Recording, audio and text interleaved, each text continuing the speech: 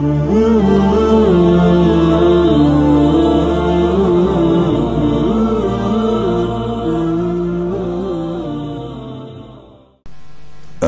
بالله من الشيطان الرجيم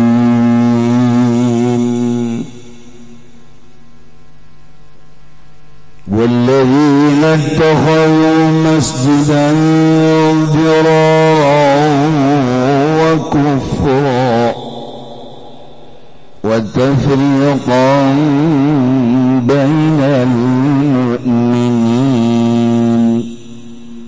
وإرصادا لمن حارب الله ورسوله من قبل وليحلفن إن أردنا إلا الحسنى والله يشهد إنهم لكاذبون والله أعلم بالمراد ومنهم من يكتب setengah saking munafiqun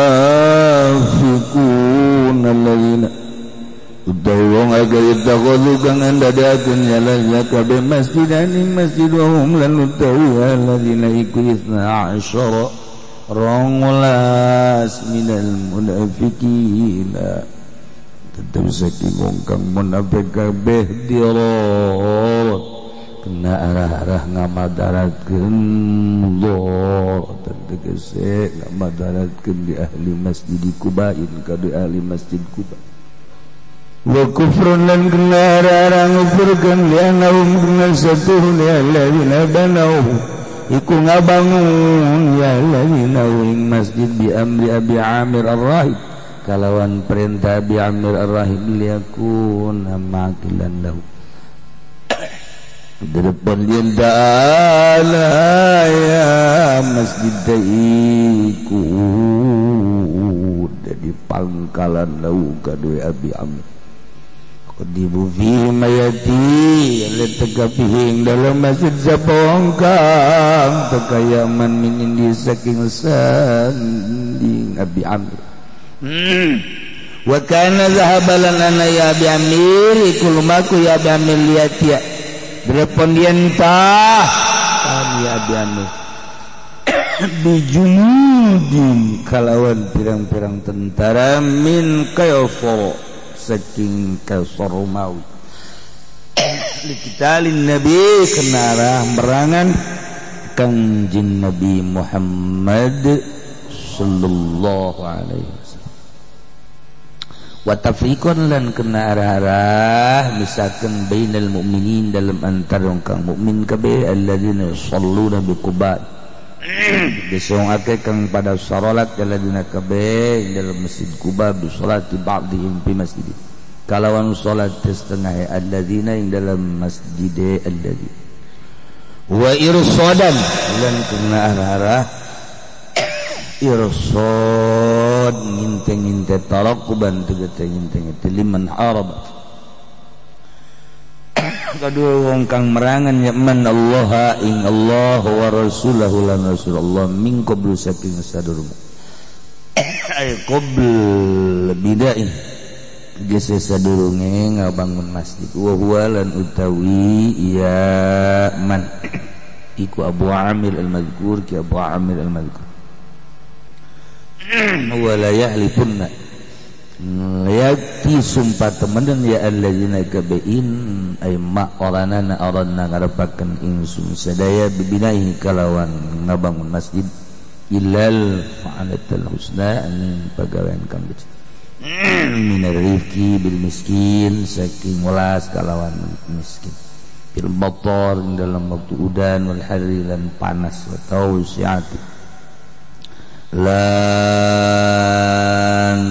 panggonan jembar atau persigahan alal muslimin ngatas kaum muslim kabeh wallahu yashhadu lan uti Allah iku nyaksani Allah innahum lakadzibun satuhun alladzina iku yakang goro kabeh bidzalik dalam mangkono la yahlifun Bukan sa'alun nabi lan ana ya alladzina iku anjaluk ya alladzina kabeh nabi ingkang Nabi sallallahu alaihi wasallam ayu salli fihi nganta salat kangjeng Nabi fihi dalam masjid wa nuzila la taqum fihi abada.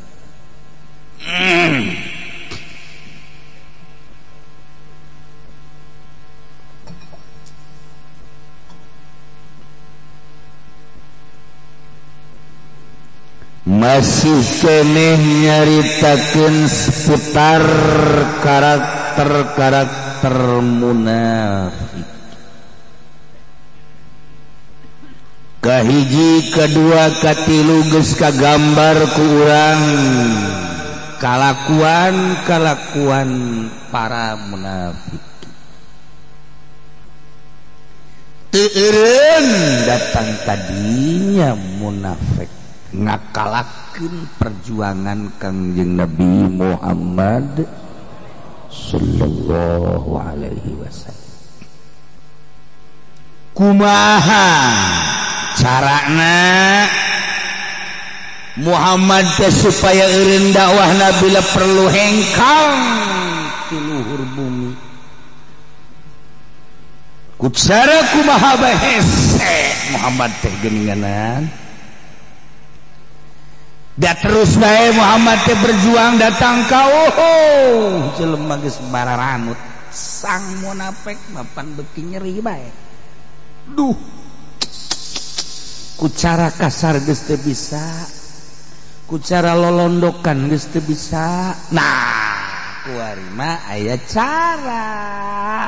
cara ngabandingan limit kacilina siga sarua berjuang. Aya hiji jelema ngaranna Abu Amir. Ieu mah bener-bener raja munafik. Masya Allah. Tapi di hari mah rapi, sopan dia. Tetapi boga niat untuk membunuh Muhammad, untuk menjegal kelanjutan dakwah Muhammad. Kumaha bae carana teu bisa di Madinah, orang-orang munafik Madinah coba aing coba dek minta tolong perlindungan ka Kaisar Romawi Roma supaya Muhammad ieu bener-bener eueuh. Padahal awal namanya ngaji rohib kan Abu Amir teh rohib teh pendeta anak Hanzalah makan seorang sahabat anu maot nage eta teh di pandian nage ku malaikat. Masa gelarna Hanzalah Ghasilul Malaikat. Bapak nama maotna di pandian ku malaikat, anak nama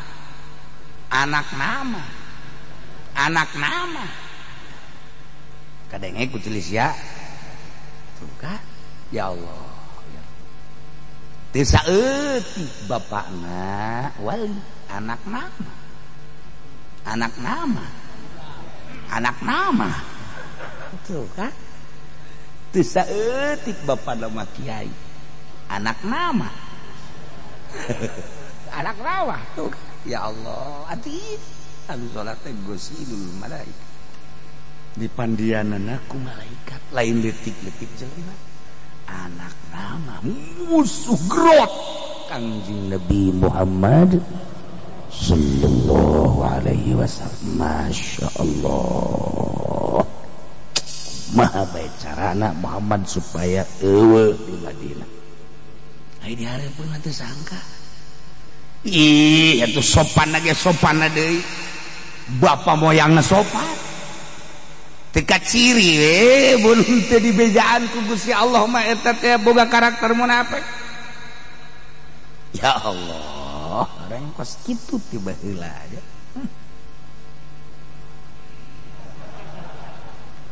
Eta Abu Amir teh ningali muslimin keun ngabandayeut ka Masjid Quba. nyeri hatena lantaran talafakur tadarrur taqarrub ka Gusti Allah di Masjid Kuba. Breh nu kungsi ka Kuba mah kagambar. Ngararengkeun ngabanayeun taqarrub sarolat zalikur di Masjid Kuba teh nyeri hati Abu Amir teh. Kumaha carana ieu teh kumaha carana supaya mukminin teh ulah hararusu teuing ke kabelah dituna anak baranakan incuan ke beureunan arariman kabeh ka Allah jeung ka Muhammad. Bahaya ya pasti ya. Nyin caranya na nyaruaan ka Masjid Kuba nyin masjid deui. Ya Allah, ya nyin masjid. Ieu Kuba tah. Tak kurang lamun kungsi ka Kuba. Di jalan. Tah seberang jalan di dieu aya belah kiri. Eta masjid disebut Masjid Diror. Ya, mun ente mun urang ti Mekahkeun nah dia lewat memeh Masjid Kuba. Masjid Kuba belah kiri plek aya masjid. Baheula ieu mah keur carita baheula heulana. Belok terus Kuba jadi ieu Kuba jalan di deukeut di paenteng-enteng. Ketingali. Dibangun kumaha masjid dikumpulkeun balad-baladna jumlahna kentong munafik 12 bangun masjid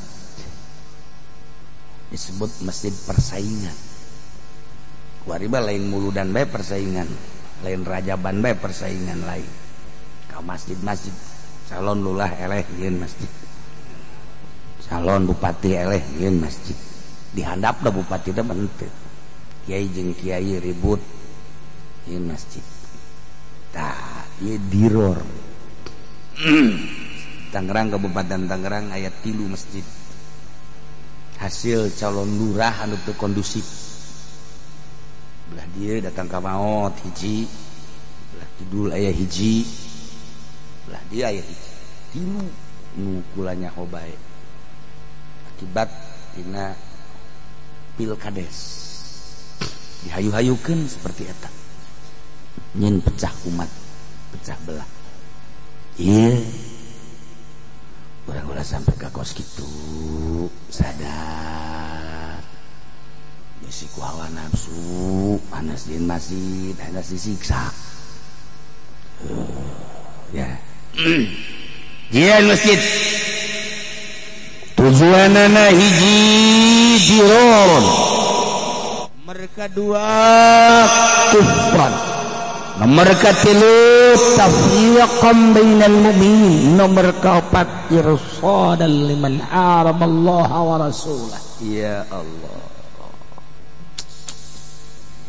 hiji tujuan jeung masjid teh Diror ngabahayakeun ngamadaratkeun ka Masjid Kuba ka jelema-jelema nu sok dararatang ka Masjid Kuba supaya ulah talalentreng di Masjid Kuba dijieun pecahan masjid tenar be jadilah Masjid Diror masjid gak bahayakeun supaya bahaya kumaha munafik makan gitu supaya madarat supaya bahaya jelema anu khusus supaya ulah husuk jelema anu daratang supaya ulah datang jelema anu ngagung-ngagung ka masjid itu supaya ulah pokoknya dibuat bahaya Diror ngaranna ngabahayakeun ka ahli Masjid Kuba eta munafik mah kos kitu bae munafik mah ngabahayakeun kan lain munafik mah endegna teh ngahijikeun munafik mah mecah belah hari lain munafik bahkan endegna teh dedeuhnya demi kemajuan bangsa negara jeung agama eta jelema bener tapi munafik mah nyieun pecah belah nyieun ekses eta munafik Henteu saha mah dek di pemerintahan, dek di jawara, dek di kiai, lamun boga karakter diror ngabahayakeun jang bangsa, jang umat, jang muslimin, eta munafik. Tah, inget ka dongeng Gus Dur. Di mobil, naik mobil limaan, Gus Dur dihareup. Kiai nu opatan, nu dua di tengah, nu dua di tukang. Keri meureun nya. Ya sebangsa gitulah. Manya Gus Dur naik keri. Ya. Tuh sejarah. Aya nu di tengah ngarokok bae. So. Kiai NU mah kan begini ngarokok. Kiai NU. Ngarokok. Kuari kiai-kiai tiaman ngaharam-haramkeun ngarokok, Wahabi ngaharam-haramkeun ngarokok. Kiai NU mah nu tadina ngarokona 5 jadi 5 bungkus. NU mah kos kitu. Hayuh bae ngeleput bae datang ka harari deung bibirna ge. Mun aya kiai tiaman ngahajakeun. Teu hayang ngarokok lo. Mun aya Wahabi bangsa Amin Rais. Geus embung ngalayanan cek Amin Rais kunaon melepeg ge haseup. Kiai NU kos gitu, tolol Kiai NU. Tapi emang kos gitu. Ngarokok bae sebab unsurna loba. Lain bae urusan hukumna, tapi unsur-unsurna di Indonesia mah loba masalah rokok teh. Cak anu digigireun jangan ngerokok aja sih, ntar sebentar lagi kita sampai paling 1 jam lagi baru merokok. Udah jangan merokok. Enggak, saya enggak kuat. Cek udah, cek kiai ngarokok batu. Ngerokok buka tuh, dibuka kacana. Leung udah kan kieu. Kayak ngarokok dikadiekeun deui. Atuh tetep haseup mah aya. Aya dinasehatan gua jadi. Kiai tangannya jangan dikeluarin, ntar takut ada pohon-pohon apa gitu kan, nanti rusak tangan Pak Kiai, biarin aja. Dinasehatan deui teh ku kiai anu di tukang, Kiai tangannya jangan keluar, maksudnya ntar kalau ada mobil, ada motor, itu kos zaman baheula urang keur leutik, langsung dikeluarkeun leungeunna sia. Nana tetep we keluar deui. Hese dinasehatanana. Maksudnya pasti kena mobil batur, motor, tangkal kayu, karena lagi di mobil. Geus teu bisa dinasehatan ku tiluan teu bisa. Nyana kaopat kali mah Gus Dur, anu bebeja ka Gus Dur, Gus. Saya ngerokok aja, enggak berhenti-berhenti. Nasehatin udah. Nasehatin bagaimana aja tetap aja enggak mau berhenti ngerokok di tangannya keluar aja. Ini kan bahaya, Gus. Ntar waduh kalau sampai patah kita kan malu, Gus. Masa ada kiai patah gara-gara naik mobil, kampungan amat katanya. Iya aja Gus Dur nganasehatan, Kiai ngerokok boleh tapi tangannya jangan keluar. Emang kenapa? Ntar kalau kena tiang listriknya nanti roboh. Jadi kalau roboh tiang listrik ini mati semua sekecamatan. Kalau mati sekecamatan kan jadi gelap. Ini kan kiai membahayakan umat, jadi mati sekecamatan. Oh iya ya. Asupkeun ka jero. Beres ya sudah enggak dah saya takut mati ceknya. Eta kan nasihat Gus Dur hebat. Maknana naon? Tah, di nasehatanku pertama mah besi kena mobil paling rusak leungeun. Di nasehatan kedua kena tangkal kayu paling rusak leungeun. Cek kiai moal aing mah leungeun aing sebodo rusak ge. Sebab naon pribadi. Tapi ketika dicaritakeun ya besi kena tiang listrik rubuh parem. Ini kan umat ieu sakecamatan madarat kabeh tak bunga madaratkeun umat. Jadi teu ngarokoknya na. Hebat ta Gus Durnya. Pohara ta eta teh kiai mah demi umat kabeh umat teh kuari teh dipake bae pake plang DPR demi umat. Untuk keselamatan umat. Isingan habak balehona isingan. Mun aya DPR maka demi umat keselamatan umat geus banding mengsret di dunia. Iraha demi umat mah iraha. Boh cenah kiai sok sombong gitu. Emang aing sekali-kali sok timbul sombongna.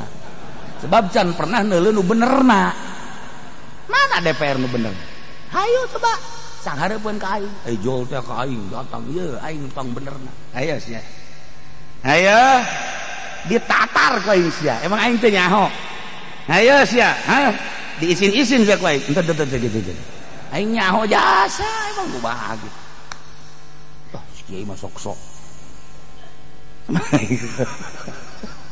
Itu sih itu kabeh aya hiji dua mah ngan mana meureun. Hatu negara moal kieu mun rapih mah moal. Itu akibat terapi. Dah, jadi kiai mah demi umat.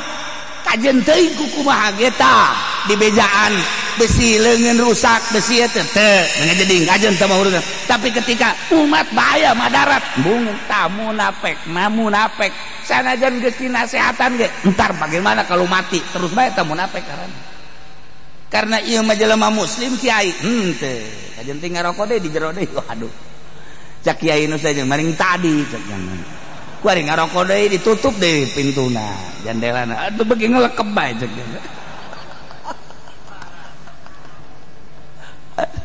Gus Dur sok aya beta doge.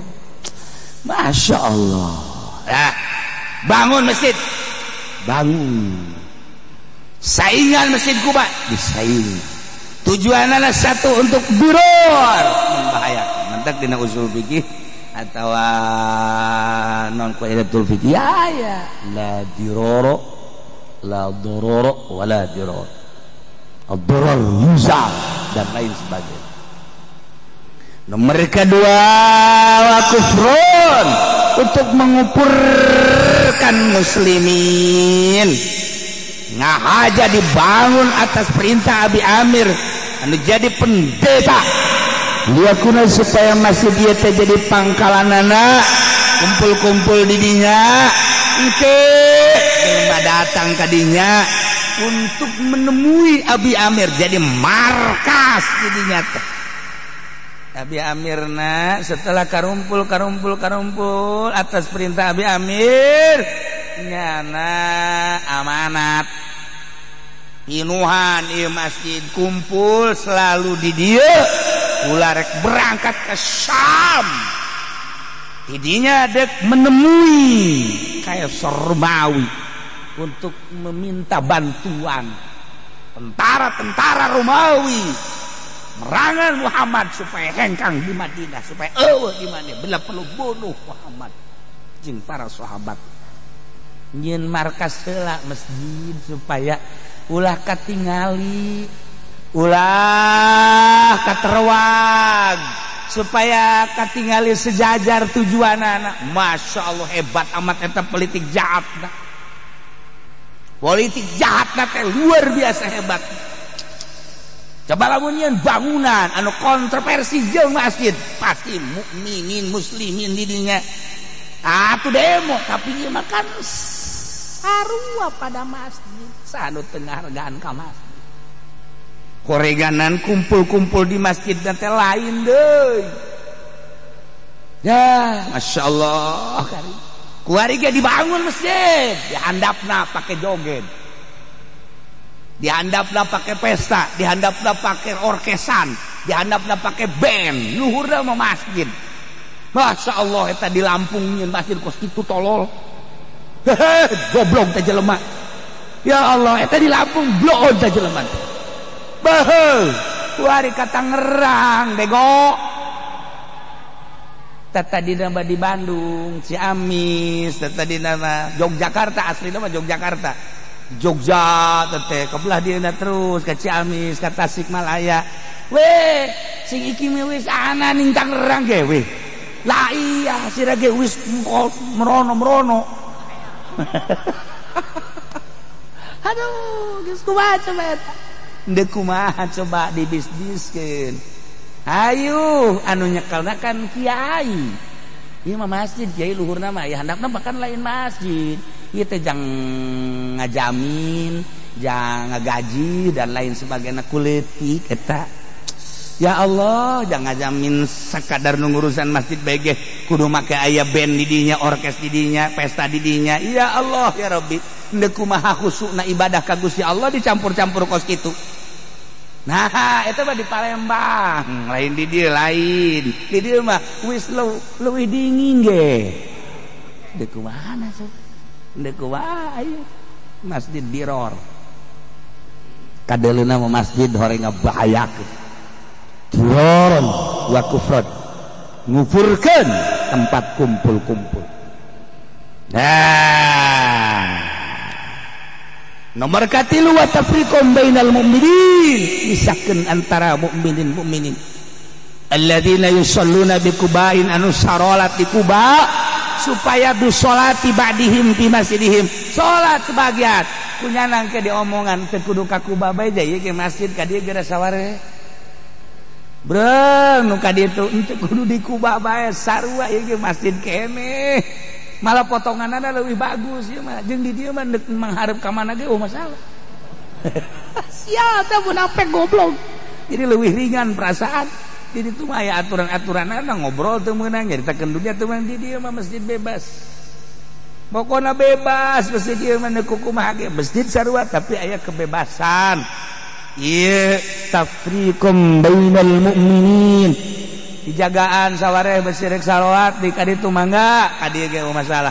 Salat itu mangga kadieu masalah. Atuh jelema ngaranna ge. Atuh aya hayang nyaho coba breg ke kaditu breg kadieu. Bungaheun munafik. Masyaallah. Wa irsadan liman haraballaha wa rasulah. Jeung nyana masjid teh jang ngintip, jang memantau tarakuban kasaliman abi amir anu merangan Allah jeung rasulna memeh ngabangun masjid nyana selalu nyeun ekses nyeun permasalahan kontroversi bae. Ieu Abu Amir haju nyeun masjid jang ngintip sebab nyana keur berangkat ka ditu ke rumah untuk minta bantuan balad tentara jang merangan Kangjeng Nabi. Engke jalan neuleuh matak strategi tempatna teh bisa ka deuleu belah ditu jalan datang encan dari datang encan maksudna busu tentara kanyahoan jang irsodan bahkan dibuat menarana anu strategi jang luluh ka ditu jalan ka di jalan bisi datang tentara anu neuk merangan Kangjeng Nabi. Ya Allah ya Rabbi, horeng unsur politik masjid teh. Masjid teh aya unsur-unsur henteu sembarangan masjid. Ya ada ta urang nyeun masjid teh loba unsur-unsur. Wala yahlifunna in aradna illal husna. Jelema-jelema mun lapek teh sararumpah kami mah teu aya ngabangun masjid teh kecuali ieu teh pagawean anu bagus ieu geura kami nyieun masjid teh nomor kahiji minarifqi bil miskin. Aya rasa deudeuh jeung nyaah kanu miskin ketika waktu hujan mangga nu mariskin teh sidik ngiuhan. Ketika waktu panas besi kapanasan di dieu mah dibangun sedemikian rupa jangiuhan panas tiris tiis bisa mangga. Para masakin sekitar Madinah dipersilahkan ngendong masalah di masjid ieu. Besi kapanasan ngiuhan di dieu. Besi kahujanan ngiuhan di dieu. Besi kacapean di dieu. Dek kurang kumaha kami ngabangun masjid teh ieu mah kadeudeuh kami ditumplekeun jang para masakin. Ngeunaheun kana hatena. Ini wahara. Tiis perasaan ngadenge omonganana. Ieu mah masjid teh dibangun teh tah pasakin-masakin tuh nuku kami. Di pikiran teh besi. Nyana kapanasan ka dieu, besi katirisan ka dieu, besi kahujanan ka dieu, kacapean ka dieu. Ieu dikurang kumaha deui. Pan urang bisa narima. Pokos deuk babagi waris cak nu kolot teh ieu mah ulah dibagi cek nya teh. Ieu mah kajeun tadi bagi. Emang ieu nu kunaon? Ieu mah nu 2 hektar mah ulah. Engke saha nu nyaho pan anak-anak teteh nu adi di mana deuk balik pan ka dieu. Eta kan ngeunaheun kana hatena nya saja heueuh nya. bisi anak adi nu dijauh ke balik pan ka dieu tah geus disadiakeun pan di dieu anak teteh atau dulur-dulur urang tah ieu mah ulah dibagi horenganan kunyana dilegleg bisaan tah si cikal nyaliciknya nya nakal eta Masya Allah kaharti kan ku adik-adik teh kaharti oge nya ih atuh kakak mah geus wawasan da belah ditu atuh ngaranna ge lahirna ge ti heula ngadahar ulehna ge ti heula atuh wawasan ge ti heula ulah nu ieu mah si anak-anak teteh anak adi nu di mamana balik pen mendanan ieu mah diarare sita disadiakeun mah kos kitu kaharti kan kurang oge aya geus kebal-kebal surat ka mana geus dijual ceng eta aduh hese ge munafik mah di mana-mana aya di keluarga aya di desa aya di kecamatan aya di kabupaten aya bentukna nu kumisan nu jenggotan nu masorban aya kabeh munafik nina ngomong kita kami mangga bangun teh inna radna illal husna demi Allah wa layalipun lesararumpa demi Allah kami mata berharap ngabangun teh semata-mata sakadar ngabangun tetapi ilal husna kecuali kami mah boga tujuan anu bagus nyaeta dedeh jeung nyaa dek ditumplekeun ka para masakin ka para miskin dina pil mator wal hari hujan besi kahujanan tah masjid panas besi kapanasan tah masjid besi kacapean tah masjid besi aya anu di imahna pas sedak-sedak tah masjid ya Allah kuminahin kana hate ujian tararimbu di masyarakat leutik hebat wa tawsiyati alal muslimina jeung ngajadikeun tempat persinggahan alal muslimina ka para muslimin secara bebas muslimin anu datang ti Mekah besi dek singgah di dinya muslimin orang Madinah besi dek singgah di dinya dibebaskeun pokona mah ieu masjid ba masjid urang kabehan lain sakadar jang salat tapi jang persinggahan tah ieu masjidna ya Allah ya Rabb atuh katarima ku kabehan katarima ku kabeh bahkan wa kanu salu an nabiyya sarumping nu 12 ka kangjeng Nabi Gusti Rasul aya naon hapunten abdi sadaya abdi teh parantos ngadamel masjid tapi teu wawartos ka kanjeng oh masjid sumuhun ieu mah hapunten we abdi teh dasanes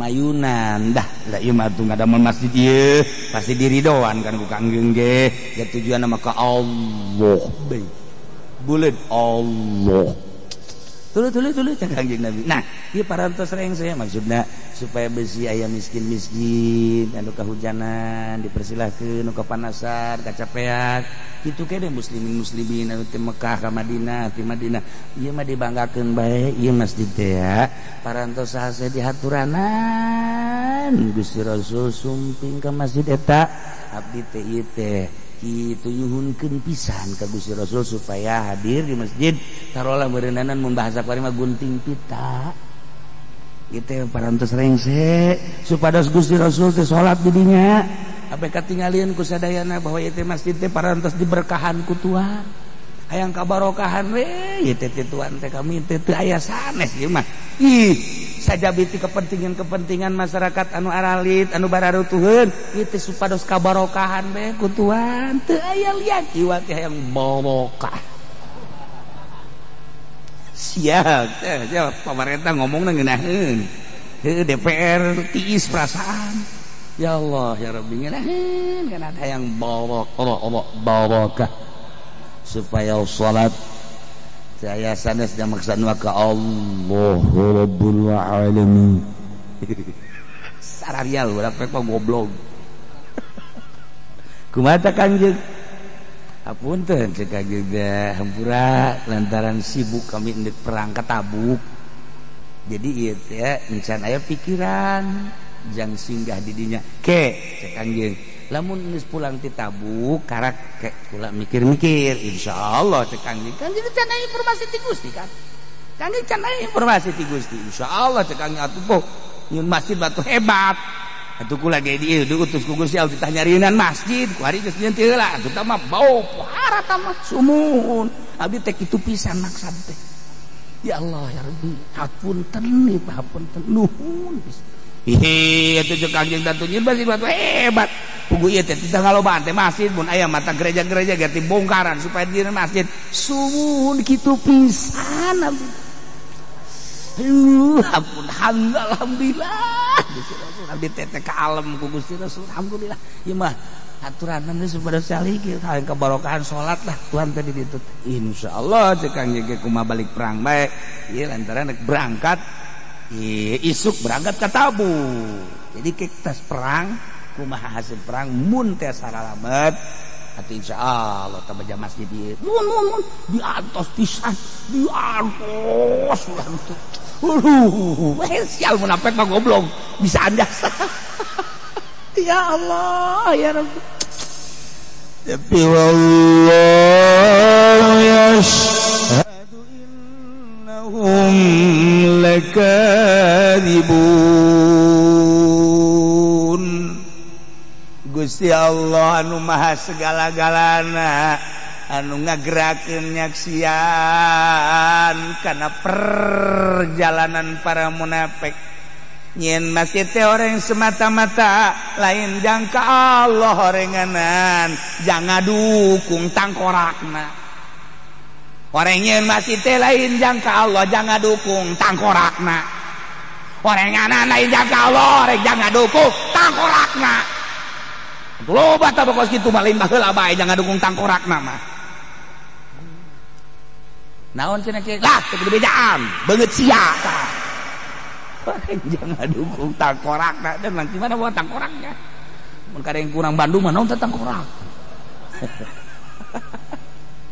oreganan jelema miskin jelema fakir titah ka masjid ge lain titah ka Allah ieu malah diulah-ulah ka Allah mah orenganan supaya ngadukung ka tangkorakna jelema anu laliwat kadinya teh diulah-ulah ka Masjid Kuba supaya kadinya orenganan lain tidak ka Allah supaya gadukung ka tangkorakna bahara teh tangkoraknya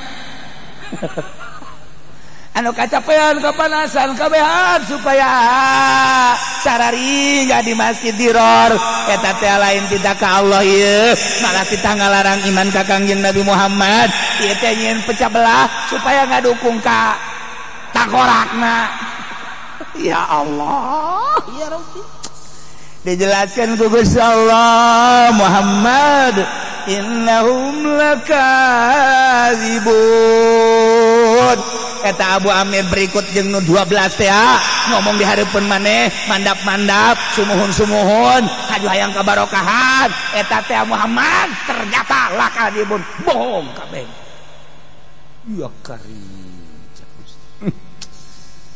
Kangjeng Nabi makan di bejaan Gusti Allah wali makan di bejaan melalui ilham ai urang kiai urang hah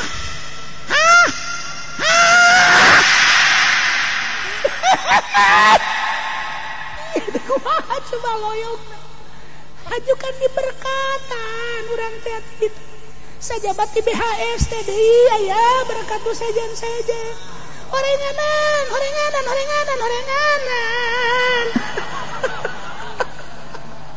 ya Allah geus sering urang teh aya ngadenge masjid teh lain jangka Allah jangan dukung tangkorakna munafik teh kos kitu nu geus bae ya keur carita ieu mudah-mudahan urang nu geus bade hampura urang ulah terulang deui supaya urang menang ridho Allah munafik nage mudah-mudahan ku Gusti Allah dibilukeun dibere hidayah atuh urang kabehan sami-sami urang hayang dikuatkeun iman Islam urang supaya baralik urang ka Gusti Allah ya dina ridho Allah Subhanahu wa taala nu mantak alhamdulillah di Indonesia mah beda jeung di luar negeri beberapa Tasik berarti luar negeri di luar negeri mbah babari huru-hara Turki nek mulai ngembut deui ente makan can ngabayangkeun nu anu sering macaan jalur-jalur politik ngeri geus puguh Mesir terus kalau kamari Iran eta ge kancan rapi emang Amerika eureunna teh haju eureun beneran atuh Yahudi memoal kieu tetep pasang kuda berarti kan ngajegur Iran belah perang dunia ketiga Baghdad atuh kan terus Yaman can eureun Suriah itu keneh sabaraha ulama sufi ditembakan ulama biasa mah henteu sufi ditembakan Suriah Iran di Yaman Sam ulama modern henteu sebab dianggap henteu aya nanaonan di Turki nu baheula di habis di Uzbekistan sufi sebab eta lah anu ngagungkeun agama murni anu modern mah dapat dua atak tuh sakapeung agama sakapeung negara sakapeung ekonomi kudu ngajual ayat tadi lamun henteu 3 juta mah henteu dia heueuhan bener pod atuh lain 3 juta cenah kieu 20 atuh adu tawar heula dah eta kan kos kitu deuk kumaha coba nah di Indonesia mah alhamdulillah cegola kuari lain teu loba Syiah lain teu loba Wahabi lain teu loba kuari LDI tetapi dengan cara keikhlasan para ulama nu gerak Syiah di Serang Pandeglang Ambalaya aya kudu dibejakeun eta anu keur ieu di urang tah rajaban teh anu sorana hebat teh anu usah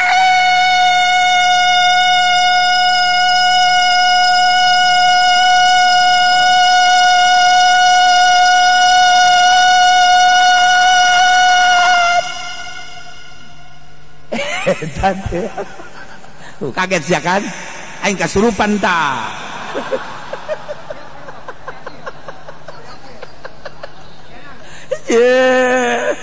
eta teh naon eta Masya Allah Syiah geus kaciri sedek nyambung jeung kula ngobrol diajak ka dieu aya bahasa anu tek oh iya Syiah berarti eueuh mahabbah nya nama urang awal lagi sebejaan menang ge menang nyaho coba datang ka mana dek ngembang-ngembangkeun kuari aya nu nawaran deui cenah ieu di Iran Polri terbaik Iran hayo aya dek Husein teh henteu sakali deui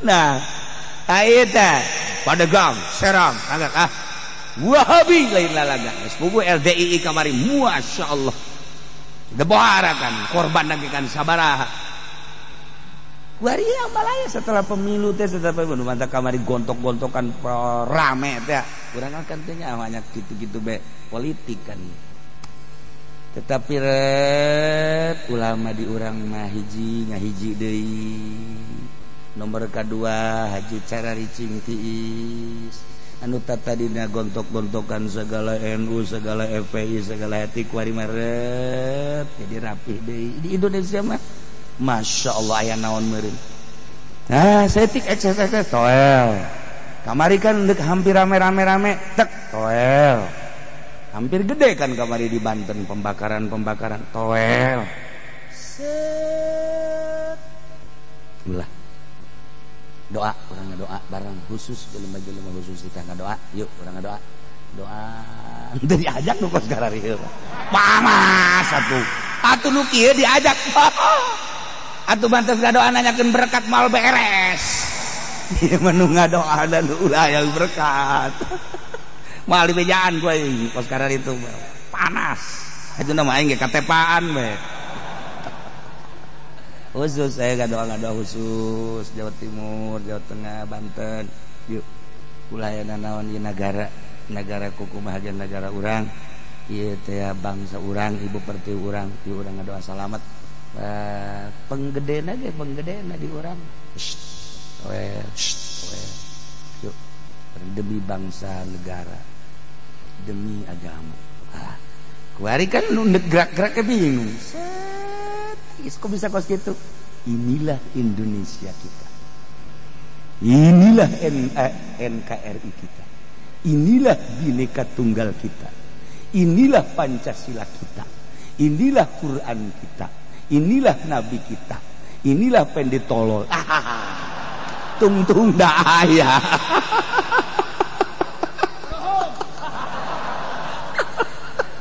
Ya Allah. Nyatu deh kuari ulah aya unsur-unsur suuzon dan lain sebagainya. Hese tadi negara batur mah. Di negara batur rumah tak haju. Ulah ka hati-hati, takut kayak di Suriah, hati-hati, takut kayak di Yaman. Ulama di orang cicing, ulama supina cara dicing. Nah, moal insyaallah. Sebab naon? Wallahu alam di Indonesia itu seperti itu. Wallahu alam seperti eta wali-wali naharirup. Wali hari-hari Masya Allah gua kuari nu ngaji Hasanuddin sabaraha beh nunggu jadi haji nu encan ambalaya Yusuf loba di dieu beh Yusuf loba Hasanuddin Mansur loba ya karim nira alhamdulillahirabbil alamin. Masih keneh lanjutan Masjid Dirar menunggu Kangjeng Nabi kedatangan ti Tabuk anu dihaturanan linggih ku para munafikin supaya salat terus dibere aba-aba ku Gusti Allah horenganan wallahu yashhadu innahum lakadzibun. Munafik masih menunggu kedatangan Kangjeng nu Kangjeng geusnya insyaallahan bakal datang di titah salat hayang kabarokahan. Selanjutnya Kangjeng masih keneh di Tabuk ke datang kumaha instruksi jeung di mana eureuna Kangjeng Nabi iraha aya instruksi ti Gusti Allah iyalah ku urang ditunggu ayat selanjutnya wallahu a'lam.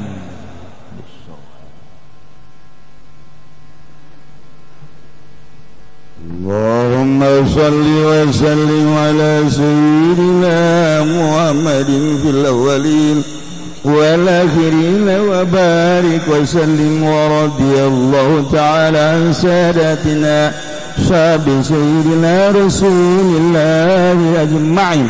Ya Allah ya Rabbal alamin Allahumma hdina siratal mustaqim Allahumma hdina siratal mustaqim اللهم اهدنا الصراط المستقيم صراط الذين أنعمت عليهم من النبيين الصديقين والشهداء والصالحين وحسن أولئك رفيقا ذلك الفضل من الله وكفى بالله عليما وصل وسلم على جميع الأنبياء والمرسلين والحمد لله رب العالمين.